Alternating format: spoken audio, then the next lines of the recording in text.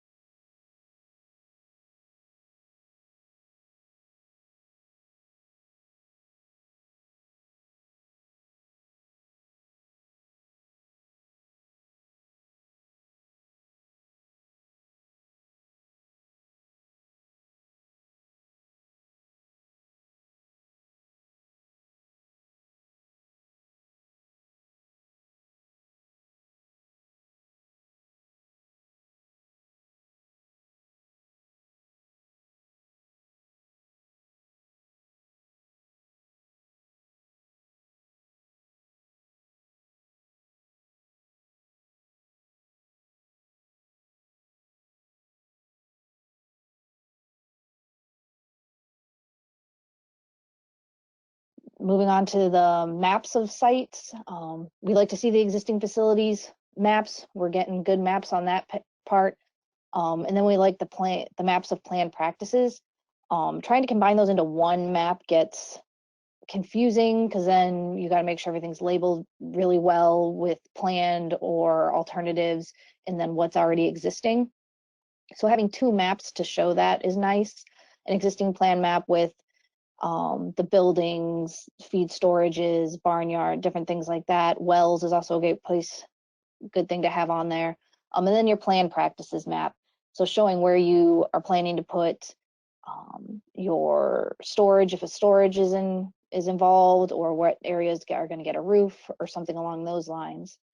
Also on the maps, which is nice, and this kind of ties back to our evaluation tools, is that if your evaluation tool, you're able to take in a vegetated buffer as a way to say that you don't have a resource concern because you have sheet flow coming off of your barnyard and it's going through a vegetated buffer. Make sure you're delineating that on one of your maps. Just saying that you have a 20 by 30 buffer off the edge of this VTA or off of this barnyard isn't easy for us to picture unless you've marked it on a map. Same goes with a distance to a blue line. Just looking at an ortho image, we're not always necessarily sure exactly where the runoff is coming off of a barnyard or a different structure. And so having it marked and and how you're calculating that length to your blue line is very helpful for us when we're checking to make sure everything makes sense. And then photos of all items inventoried. We're getting photos, that's great. We like to see that everything's being inventoried, you're taking the photos. But having a caption associated with those is nice. Makes us sure that we know what you're looking at in this photo, whether it's the storage or the barnyard or a stacking pad, and then kind of the direction you're standing when you're taking it is also very helpful. And then also for temporary stacking pads in the field and on the farmstead, sometimes these ones are harder, especially if they're temporary. They might not be there when you go out and do your field walkovers or your farm walkovers, things like that. And so you don't always have that indicator, hey, there's a stacking pad here, but the landowner might. So that's always a question to make sure you're asking the landowners.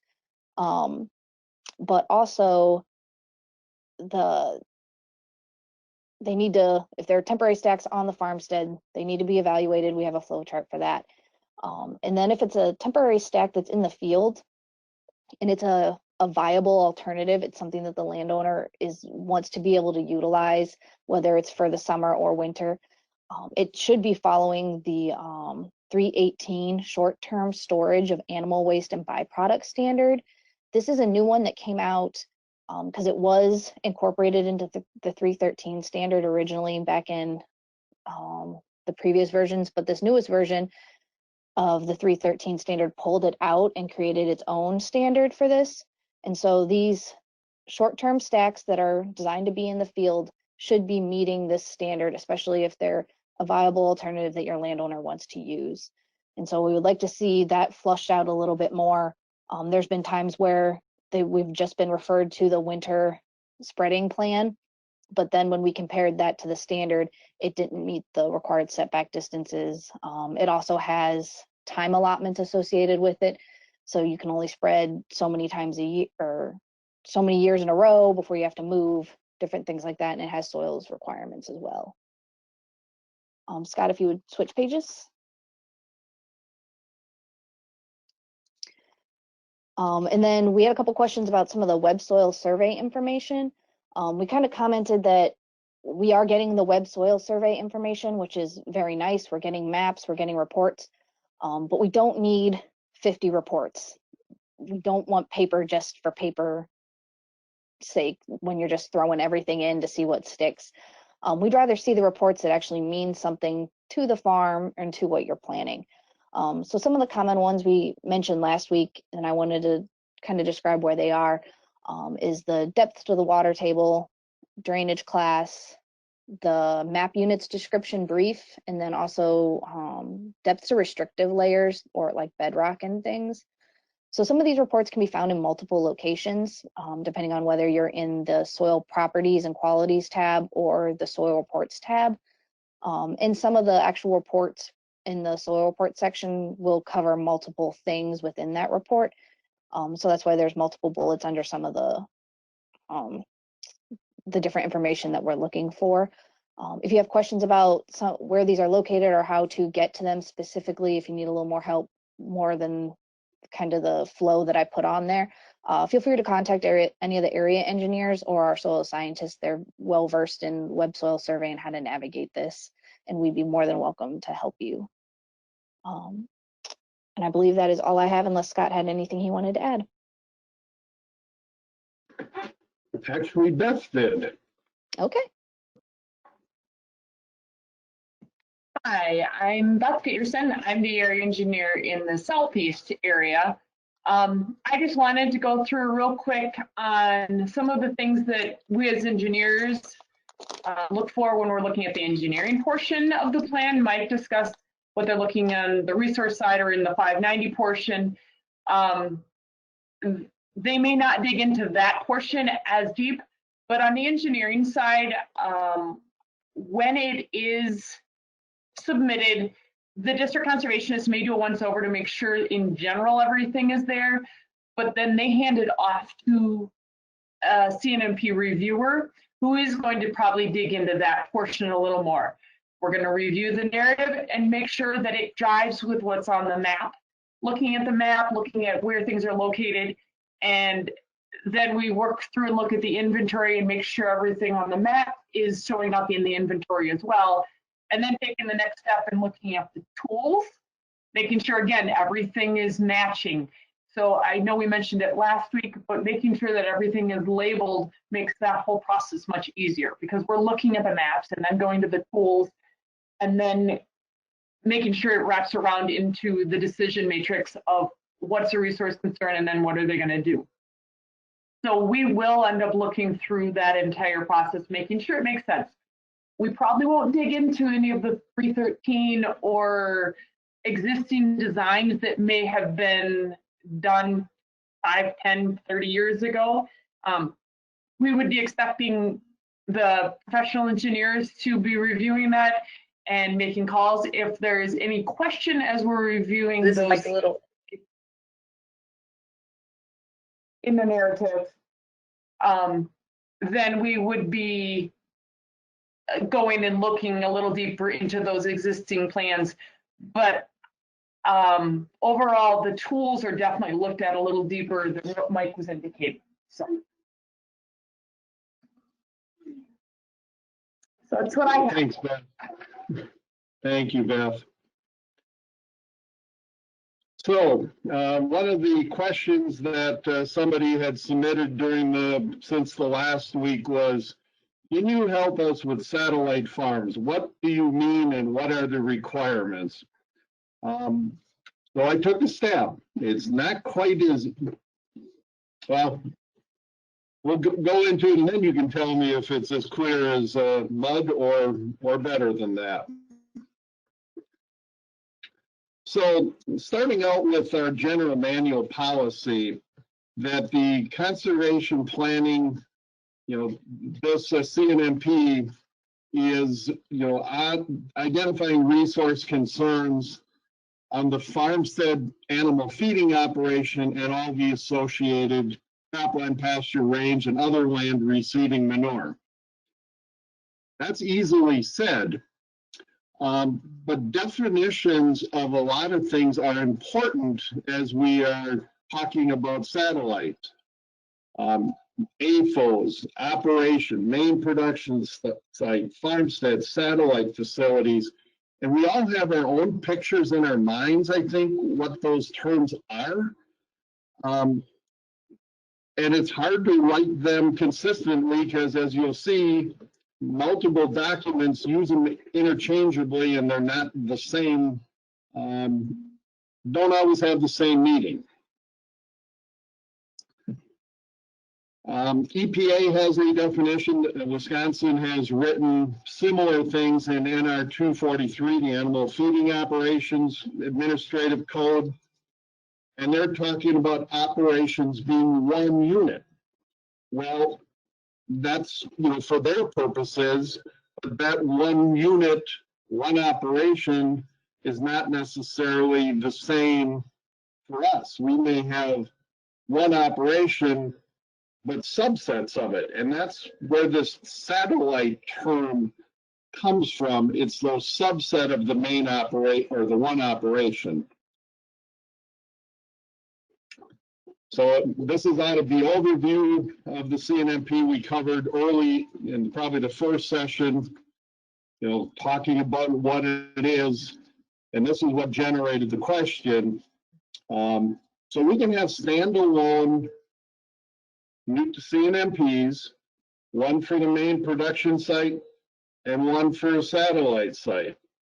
The question is, how do we deal with the cropland and whatever? So we're going to talk about some examples here. So from a nutrient management standpoint, and Mike alluded to this, a planner, nutrient management planner for that landowner, they want to deal with all the cropland that the farmer manages and applies manure to, which is good because that helps, as a complete nutrient management plan. It's one packet. It's not three little packets for nutrient management because it's the one operation on how they deal with it. But from the engineering side of this, it's, if we're not doing full-blown inventories and analysis and everything on the quote satellites, how do you deal with the manure generated? So one possibility that I'm going to lay out for you here is that the nutrient management covers the entire operation, and that the engineering piece, you got a full section 2 of the CNMP for the main site, but maybe nothing for a satellite site. But that manure in the nutrient management plan would be an import, like it's coming from a different farm, even though it's under your own operation. It's just a way of thinking about it. For example, relatively typical thing here, you have the dairy operation and you have a heifer raising facility down the road a little bit. And that you got 1,000 cows there, you have 500 heifers somewhere else, a couple miles down the road, and you got enough land to spread on it. So what would be in the CNMP? You'd have part 1 covering the issues in that part. Part 2 would be completing all of those items for the 1,000 cow dairy operation. Part 3 would be the conservation land treatment part of the conservation plan for all of the acres. And the nutrient management plan would be for all of the acres. The 500 heifer satellite farm wouldn't be inventoried, wouldn't be analyzed or planned by the engineer. But the volumes of manure coming from that operation would be in the nutrient management plan.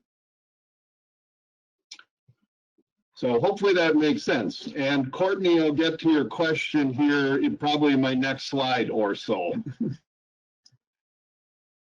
So that's one possibility. The other one, if the nutrient management can be broken up and into logical operations, we can, at NRCS, can write 2 contracts with the landowner for CNMPs for those different operations.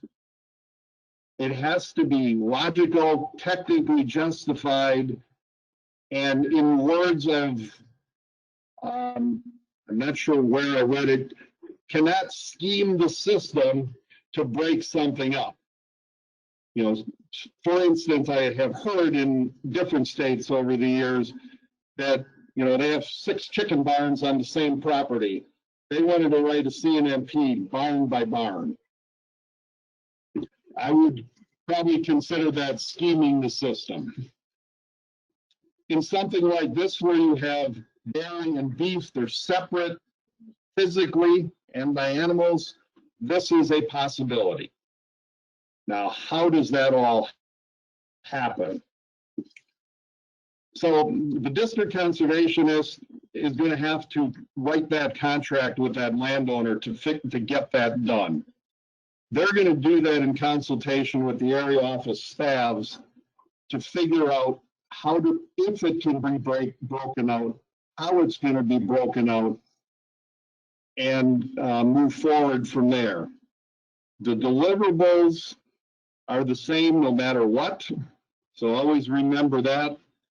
And just in the conversation during those pre-planning meetings, clear expectations of what farmstead are we going to do section 2 on, and what cropland is included in section 3 and 4 is going to be really important.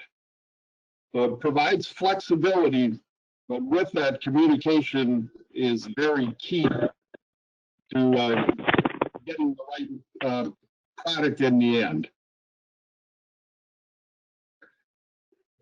So, and that's what I was just saying. It takes communication between all those parties to get there.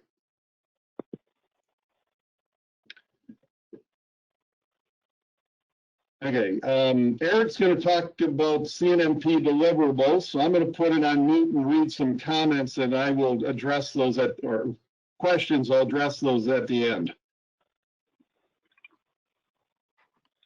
Okay, thanks. just to take a step back before I talk about the deliverables, I think it's really important to keep in mind we specify the things that need to be delivered, but never forget that really in the end we want to deliver something, especially to the producer and to any NRCS staff or land conservation staff that might be using these plans for implementation, that we're really communicating what needs to be communicated. And so I'm going to talk about, the deliverables, but always keep in mind that this isn't just a requirement, that we want to make sure that, things that the producer understands what they get, and that the information is something that can be used later by people who are involved in helping that producer to implement the plan, to make sure that they have the information they need. And then, as Mike talked about, for technical reviews that may happen. So the first thing is that a printed copy for the producer. And I don't think that this has changed yet, as far as I think a lot of producers do want a printed copy. That is something that we always are going to be stay aware of, is whether or not they want the electronic information. They may want both. For the field offices, what's provided them, as we changed about 1.5 years ago, that can be an electronic and or a paper copy. And the item A there is really the critical piece to this. Based on mutual agreement, what is going to be the best way to make that communication? One thing that tends to happen is sometimes there's a copy, and it may be perceived as done, but in many ways is still a draft. And a problem that we've seen in the past is maybe there's changes that's going to be needed for the let's say the agronomic piece, and to have just piles of paper and then having to substitute that becomes a problem. So I think most of our field offices do prefer to see things electronic the first time through. And I'm kind of leaving this up to who's ever writing the plan and the field office to make the decision about the format. Adobe is one of the most common. I've seen Word. I've seen some other formats being used. So that can be a part of that mutual agreement of the parties involved.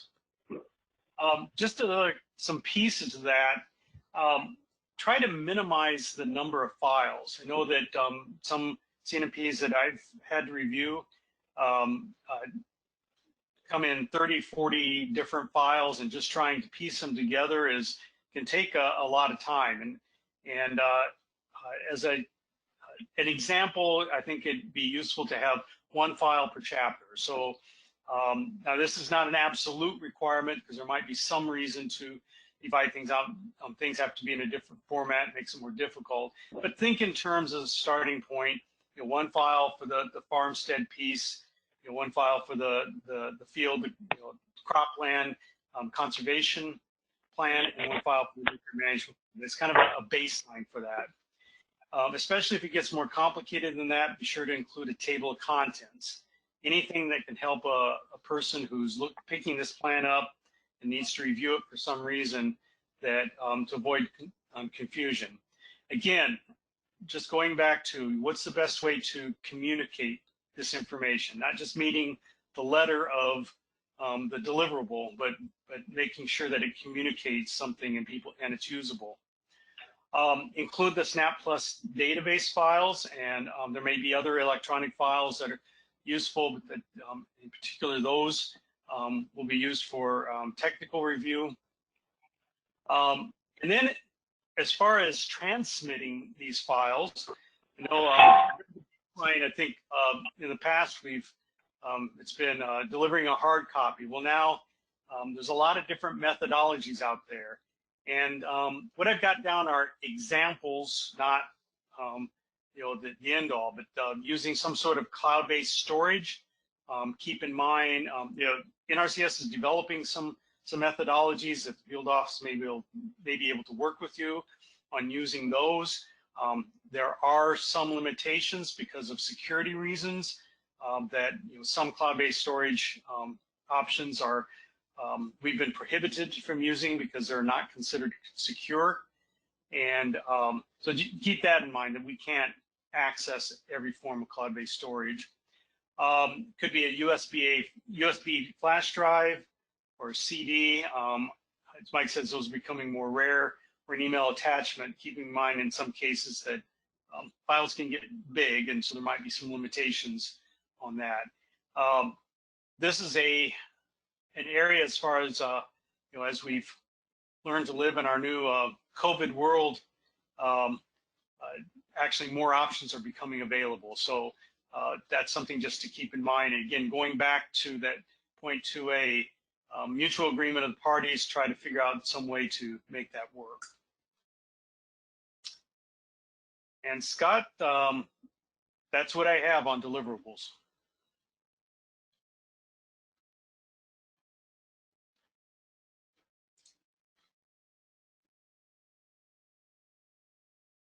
Before you wander off, a question is, what cloud-based sites can we accept? Do you have a short list of them? I do not have it with me right now. I'll see if we can come up with that list. Again, a lot of these things are changing so quickly. I mean, we've had at least one new site, which I'm blanking on the name of right now, that was being allowed. So we'll have to send that out. That's a good question. So.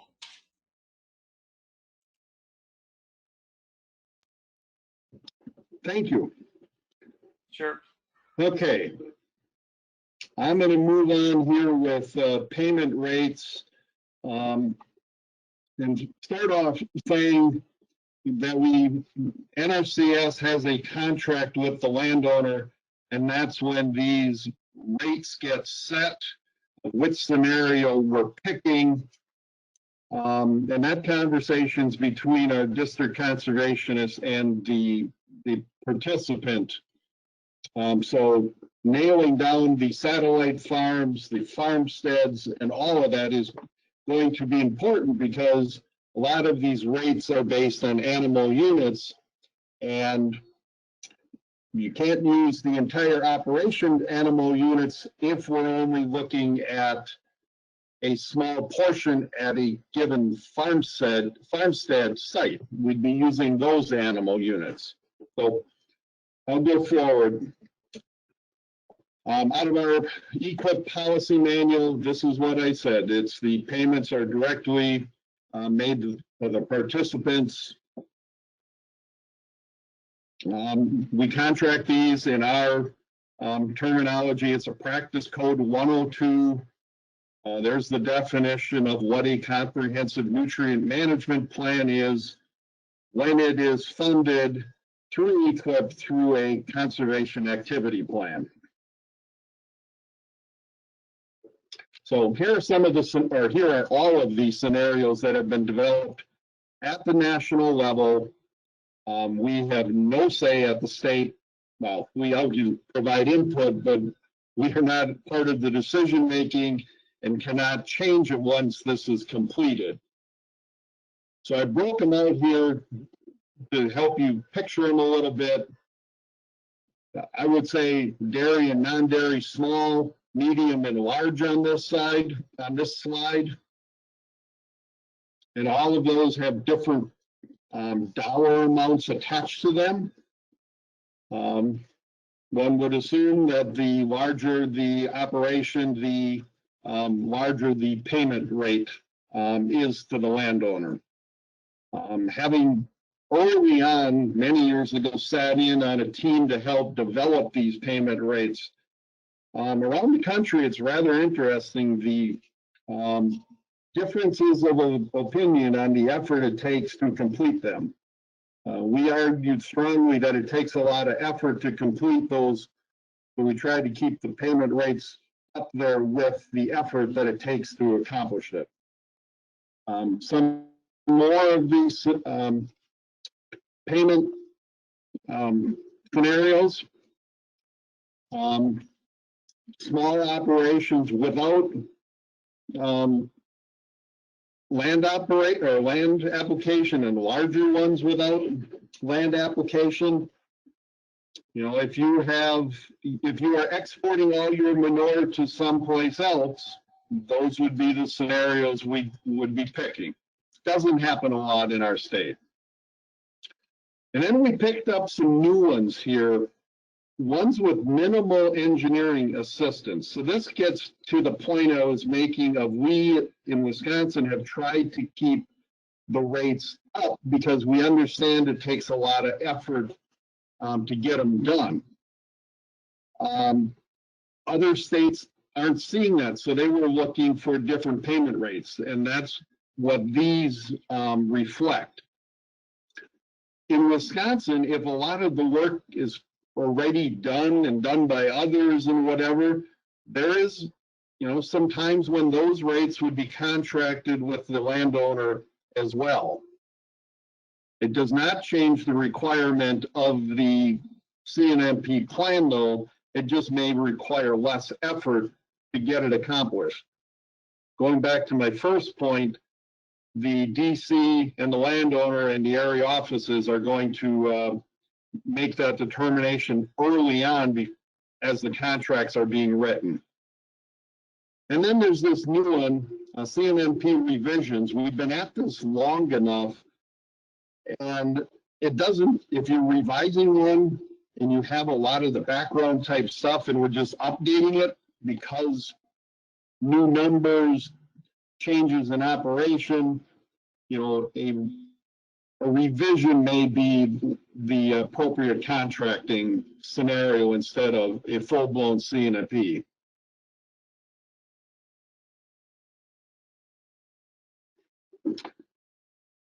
Okay, I had already said this. Decisions made between the landowner, DC, and the area office, and the deliverables don't change no matter what scenario is picked.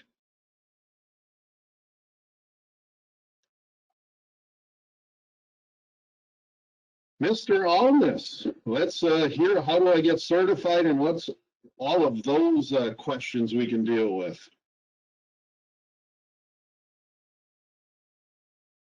Sounds great. Thanks so much, Scott, and good morning to everybody again. This is Eric Alness, and I serve as the Assistant State Conservationist for Partnerships. I'm based out of our state office in Madison, and I serve also as the TSP coordinator for the state. For those individuals that are on the line that are certified TSPs, thank you so much for attending this and the previous meetings, and ultimately for being a TSP for Wisconsin. We greatly value your assistance to help us provide service to Wisconsin producers so they can be successful and, of course, protect the environment at the same time too. So to the agenda item of what does it take to get certified as a TSP for CAP 102?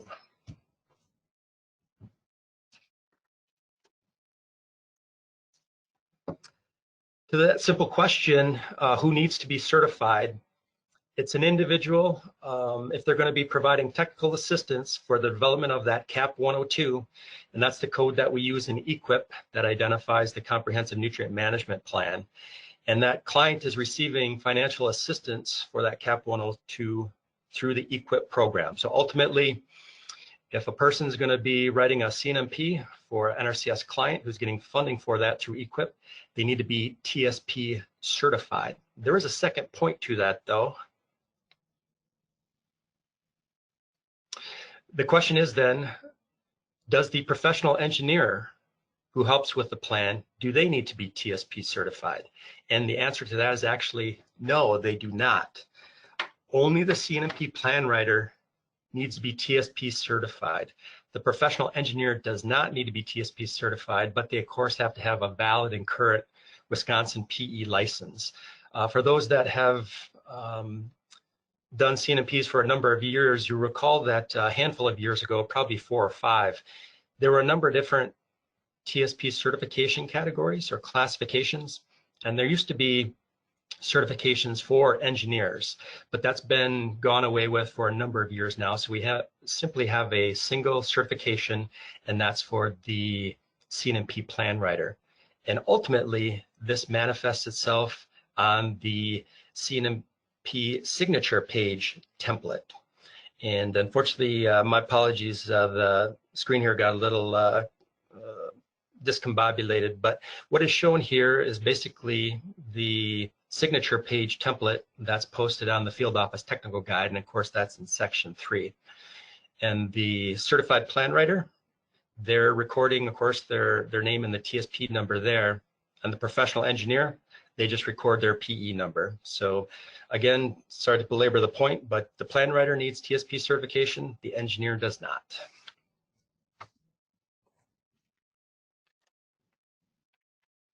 Then to the fundamental question, what is the workload out there with regards to CAP 102s obligated through EQIP? Is it 1? Is it 1 million? This shows the contracts obligated through EQIP for CAP 102, the CNMP, for the last 10 years. We started funding the CAP 102 starting in 2009. The CNMP and the funding for this became available in the 2008 Farm Bill, so that's really the first year that it came into play for financial assistance. You see we did just shy of 200 there. And then the trend over the last couple of years. We don't yet have the data for this year, 2020, and that we're still currently making those contracts as we speak. But on average, for the last 5 years anyways, ballpark is about 50 contracts per year. And do note that we do make it a priority for clients to get funding for CAP 102. Of course, if they meet all the eligibility requirements for EQIP, we see this as an important planning activity that's needed. And of course, in many cases, the producers subsequently are using these plans to come back and apply later for additional financial assistance for the individual practices that are identified in the plan. The most common being perhaps waste storage or heavy use protection for barnyards, waste transfer, and things like that.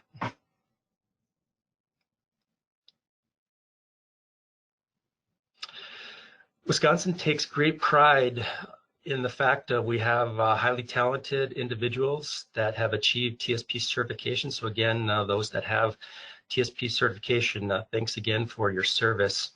In total, we have the most TSP certified in the nation at 130.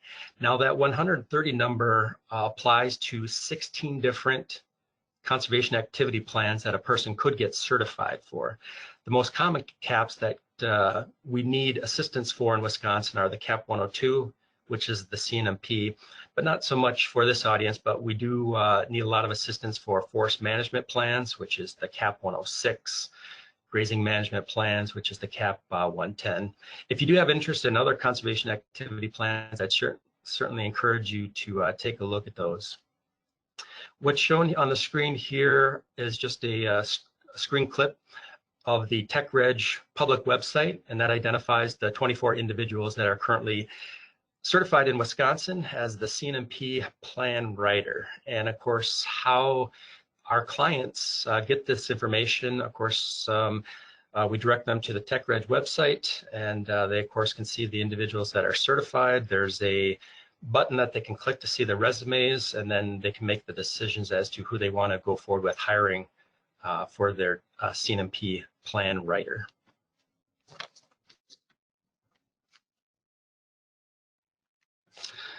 Then to the whole point of this agenda item is, so what does it take for an individual to get certified for CAP 102? And the answer to that is simply just have to meet the national confirmed qualification requirements that are identified in TechReg. And TechReg is the web platform that is used for individuals applying for certification, as also as maintaining their certifications. And that's the site that the public goes to as well to see who the individuals are that can assist them with their planning needs.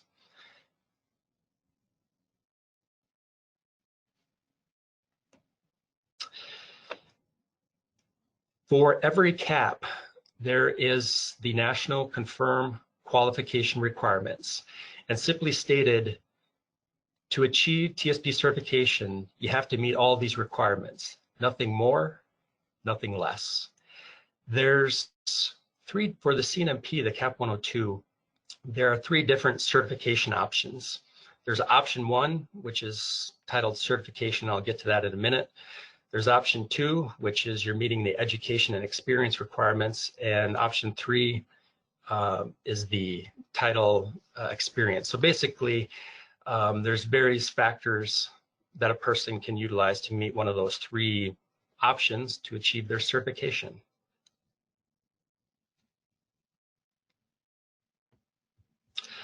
This information here just is a different format that was shown on the previous slide as far as what are those confirmed qualifications. And speaking explicitly then about that option 1 certification, this is where the majority of individuals ultimately work through to achieve their certification, meaning they are CCA certified. They have a certified crop advisor certification. I'd say most, if not all, of the individuals that are currently CAP 102 certified have CCA certification. If you don't, and a person is trying to get certified, you can still achieve it, and that's where option 2 or option 3 comes in. There's a lot of text there in the box to the left, and ultimately, I simplify it down with the narrative on the right. And I'll just quick walk through this very quickly. So what does it take? If you're going to go through option 1, you have to have that CCA certification. For the box number 2 for that criteria, you have to take an online training course. For that box number 3, what is that all stating? Basically, for individuals that are applying for new certification, meaning they've never been certified before, the key point is they have to submit a sample plan to demonstrate their technical abilities. And the key point with that sample plan is that it cannot be written for an NRCS client who's receiving financial assistance through EQIP for the development of that plan. So stated another way, a person can't represent themselves as a TSP and write a CNMP for a producer that's getting financial assistance through NRCS through EQIP. It has to be outside of NRCS funding for that CNMP. So as example, you can certainly write a sample plan for your own land, friend, neighbor, acquaintance. You can charge them for that service. You cannot charge them for that service. But this by far is the most difficult hurdle to achieve TSP certification. And the whole point for the sample plan is NRCS will not turn individuals loose to write a CNMP, and the first one they do is for an NRCS client who's getting funding for that. You first have to demonstrate the technical ability to write one, and then you receive certification, and then you can write them for NRCS clients who's getting that financial assistance. Then the last box there for the criteria, all that narrative there basically boils down to there's 11 online training modules. And the net with all this is that as my role as the coordinator, I help navigate individuals through this process, ultimately provide a specific checklist, if you will, a document that the person works through. And then once everything has been accomplished as shown here, then the certification can be achieved. For obtaining TSP certification for the CAP 102, by far the most requirements of all the CAPs. And the reason for that is it also has the greatest risk. And of course, there's significant dollars that NRCS is putting towards this, and also has a lot of implications as far as helping the producers for them to be successful in managing their resource concerns. So we do take the certifications very seriously. And as such, you can see with all the online trainings that are necessary, as well as the sample plans, the hurdles that it takes to become certified.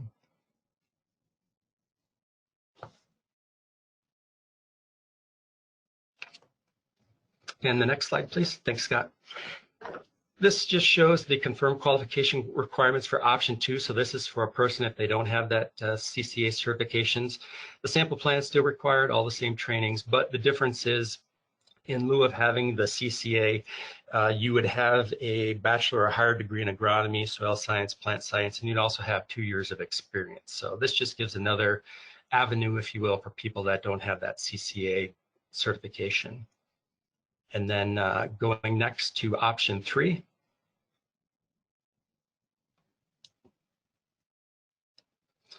This would be the scenario for individuals that don't have the CCA, they don't have that bachelor's degree, but you could still get certified if you've got enough experience. And here it shows 4 years or greater experience. But again, for all 3 different options, all the same training courses are required, and the sample plan is required as well too.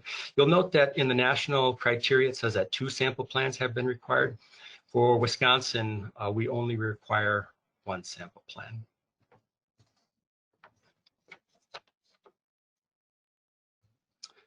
Then just some other bullet points here with regards to the TSP certifications. Once a person does get certified, you've taken all those training courses, the sample plan's been accepted, and you receive approval. Those certifications are good for 3 years in length.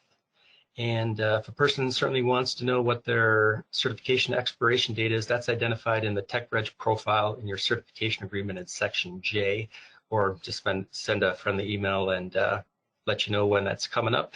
We do make it a point for people that are certified and are coming up on that 3-year expiration to give them anywhere from 6 months upwards of a year advance notice as of any additional training courses they may need to complete in order to obtain recertification. And the key point is that the confirmed qualifications apply universally to both individuals that are applying for new certification, meaning they've never been certified before, as well as for individuals that are applying for recertification. When it comes to recertification, because you've been presumably writing CAP plans for equipped clients, we're not asking for a separate sample plan to be submitted. You've already demonstrated your work by writing CAP 102s for equipped clients. But if there's any training courses that you have not previously taken, you may be required to do so. The confirmed qualifications do change on an annual basis from our national headquarters. They don't change necessarily not a complete workover, but it's not uncommon to have some additional training courses be required. But for the most part, there's getting to be some stability in the requirements, especially with the online trainings. I'm just going to I don't have slides on this before I transfer to the next talking point, but for those individuals that are on the call that are not TSP certified and have an interest in doing so, we definitely encourage you to consider doing so. Of course, we have the 24 individuals. We greatly appreciate all of them. You can see what the workload is. That certainly doesn't mean that every TSP is writing 1 or 2 plans per year. Some TSPs write a number of them, and others maybe 0 or 1 on an annual given basis. A lot of different reasons for that. The variability of obviously where the producer is located, and also too workload of the TSP individuals. But the take-home point is that we do want to continue to build our cadre of individuals that are TSP certified, and stand ready to help you navigate that process. We also have additional resources on the website that walk through the step-by-step of everything it takes to get TSP certified. I'm not going to belabor those points here today as far as getting e-authentication, as well as what you need to do in a TechReg profile to enter in all that information. But the take-home point is just showing the online training courses and the key with that sample plan. Then transitioning to the important point, and just have 1 or 2 slides on this, is in regards to the question of release of personally identifiable information, or PII, and the critical nature of this matter. And next slide, please, Scott.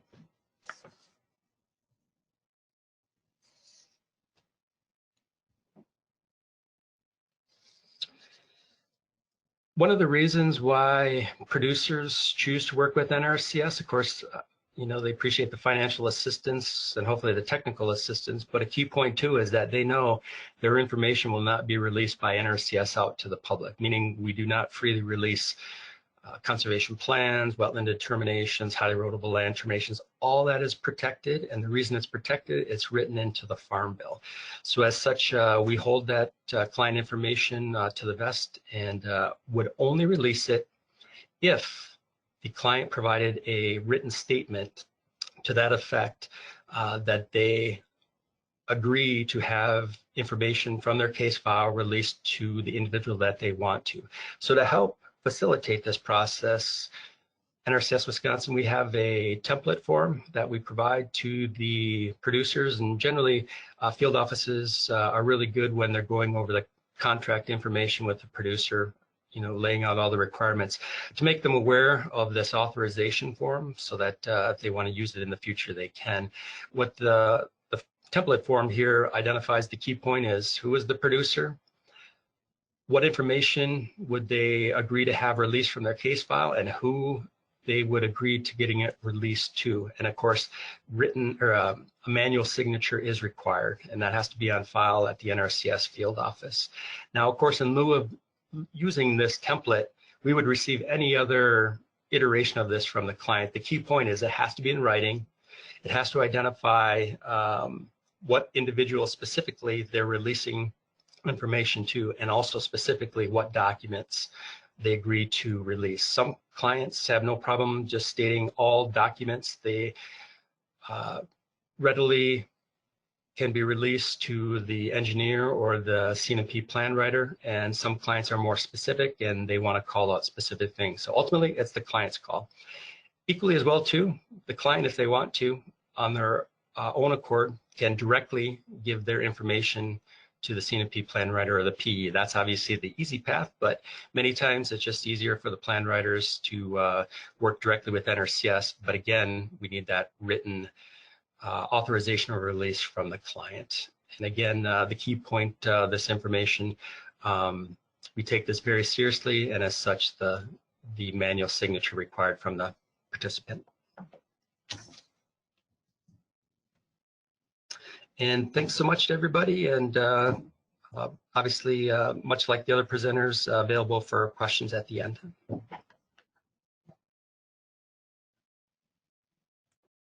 Mr. Odekirk, I believe.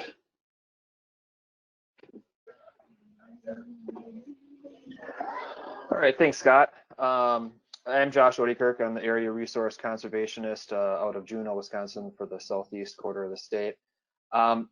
We've gone through a real ton of information over the last 3 webinars, and so we just wanted to really take a minute and to recap some of the important topics.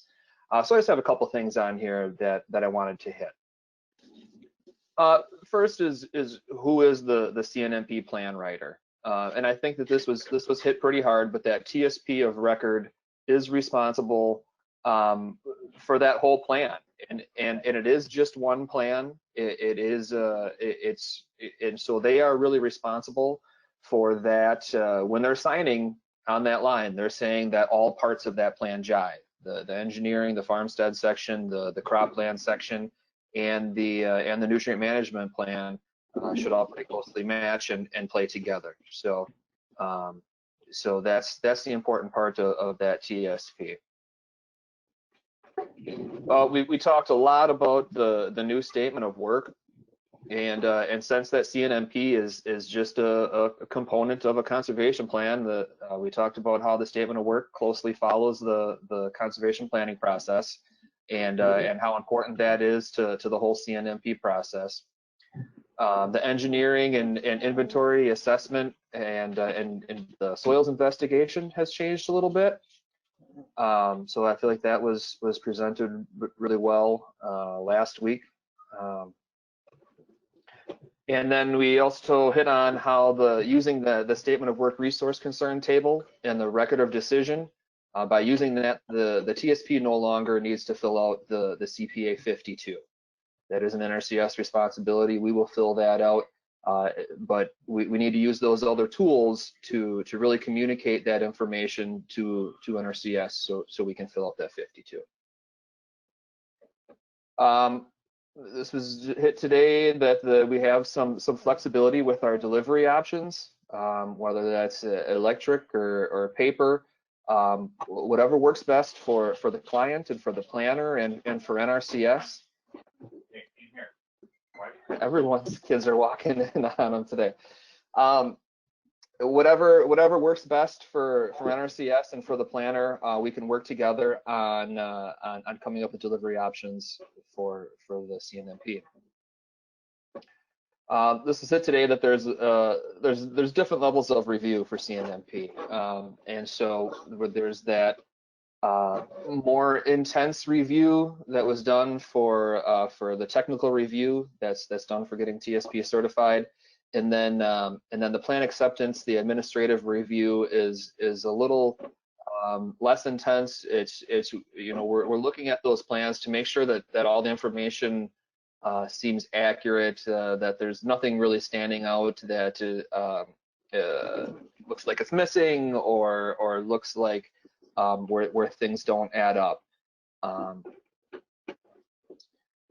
Those were kind of some of the main points that I wanted to hit. You know, the main goal from these webinars was really to get everybody on the same page, and that's why we have NRCS and the TSPs. Really, everybody was invited here to be on this together. So now is the time to ask questions that are still out there. You know, even if we can't answer them today, we can still schedule more webinars. We knew that these webinars weren't going to replace any of the trainings that are out there, or the in-person trainings or the webinars that I need to get certified.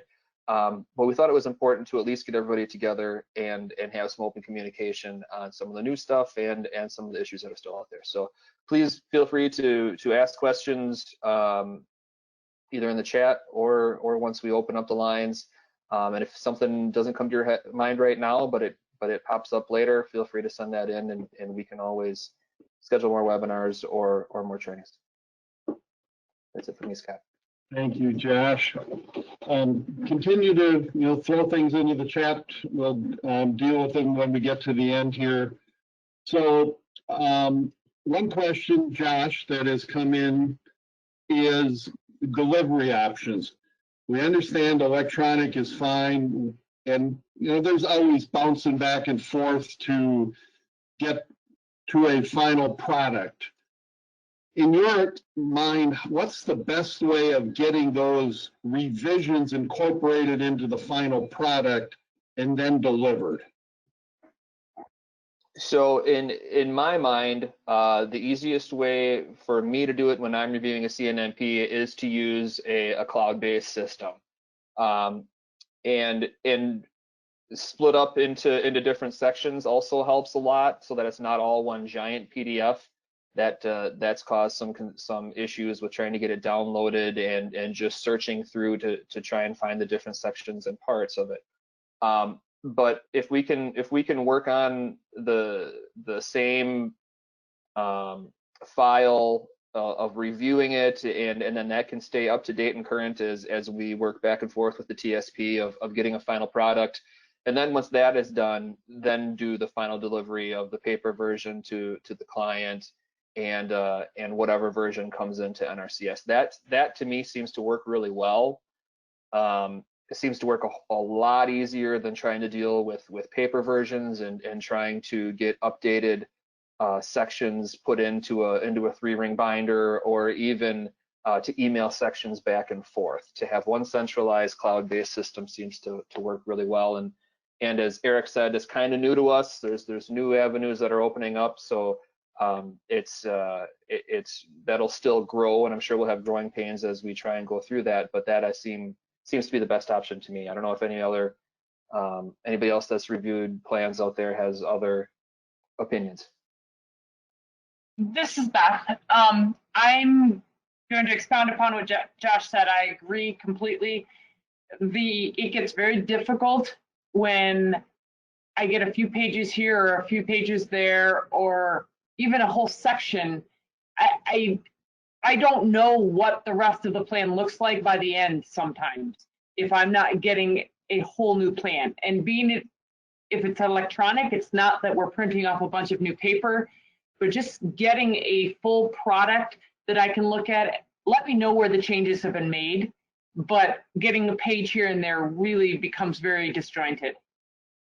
I will echo the one comment you made there, Beth, of tell us what has changed. Otherwise, we're stuck. If it's all there again without knowing what changed, we're stuck looking at the whole thing.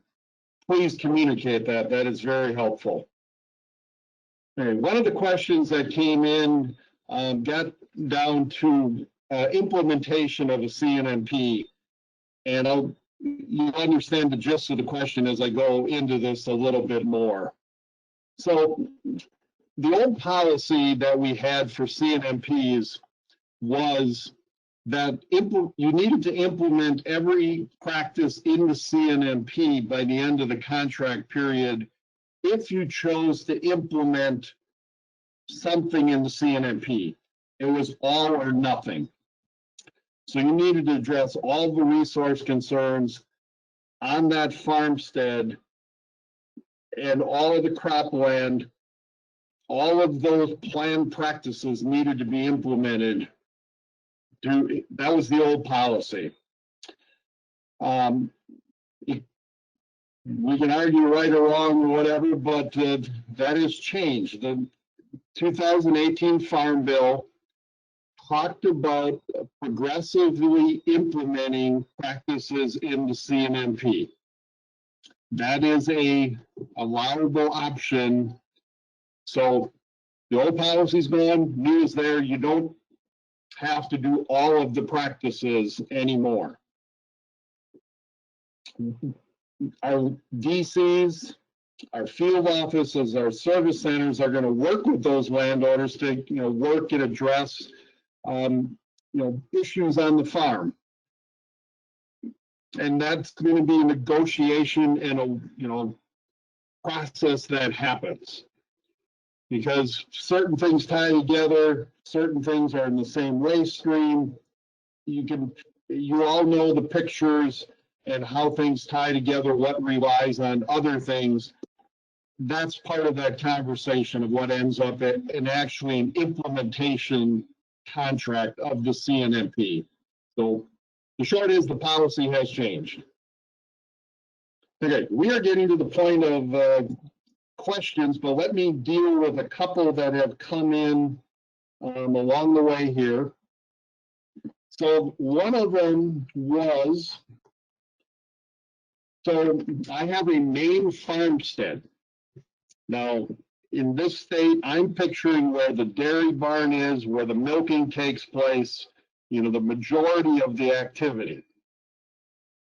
So I said early on, definitions are important. So is that the main production site? Is that the farmstead? You can call it what you want. We also have a satellite, you can call that what you want too, down the road. Let's just go farm A and B.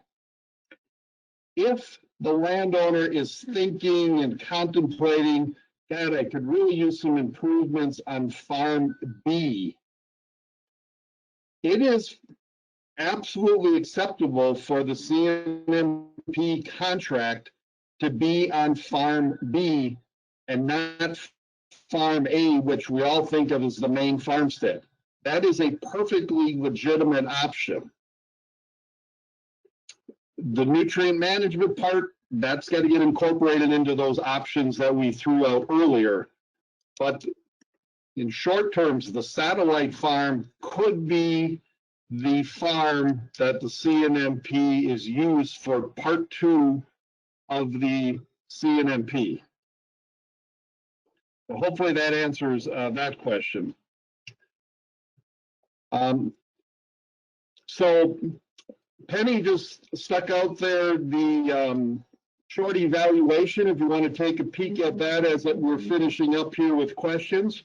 So take a look at that in the chat room. So another question along with implementation is this. So the contract is for the main farmstead, as we described today. But when we get to the point of implementation and the practices that would be applied are not on that farmstead, they're over on the satellite farm. Is that an acceptable thing? The short answer is I'm going to say no, because the CNMP is for the farmstead, however you're going to define it, farm A, farm B. That is what the CNMP is written for. The practices in the CNMP to address those resource concerns are for that farmstead. To put something on a different farmstead doesn't totally sit well. So the short answer is no. If there are situations and things, let's talk about them. If we can maybe work through that, the short answer is no.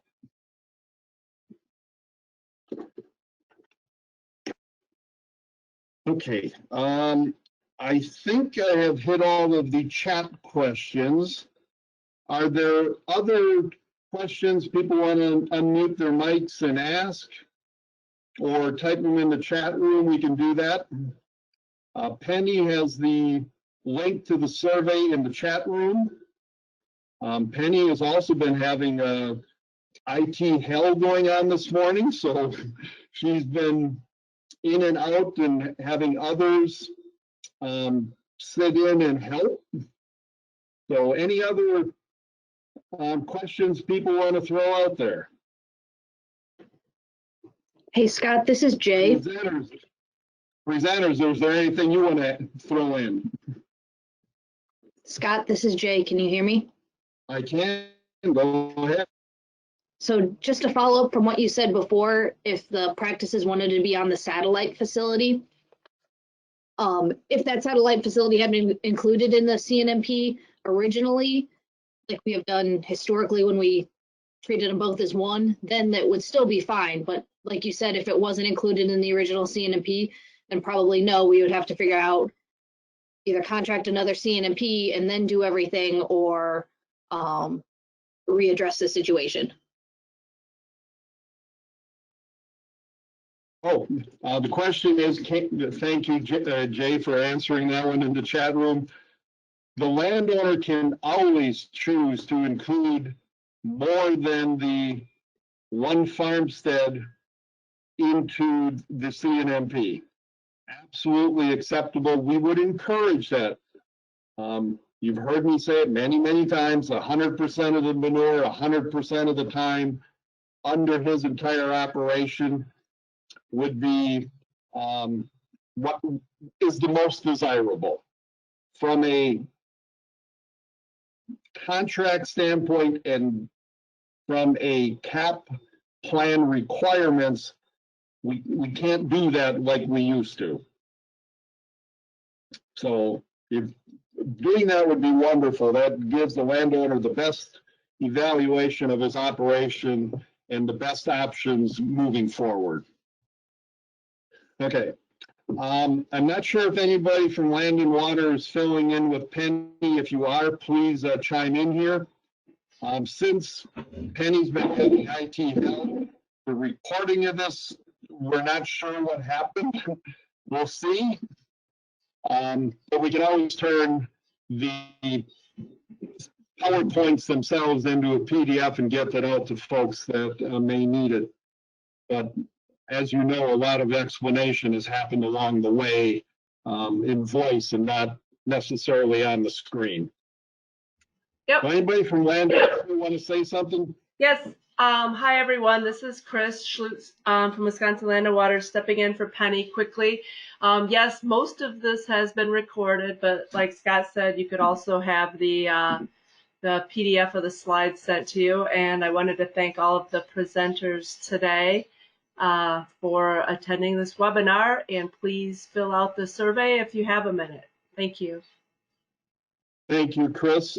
About the last 3 days, I appreciate everybody that's sat through hours of PowerPoints. We've had great attendance numbers, and we hope to continue to move this forward. Communication is the big thing, and you've heard me say it before. The CNMP should just tell us a story, and it's got to be a complete story. When bits and paragraphs are missing or chapters are missing, the story's not completely told. So let's do as much of that together as we can. And thank you all, and have a great day. Great rest of your week.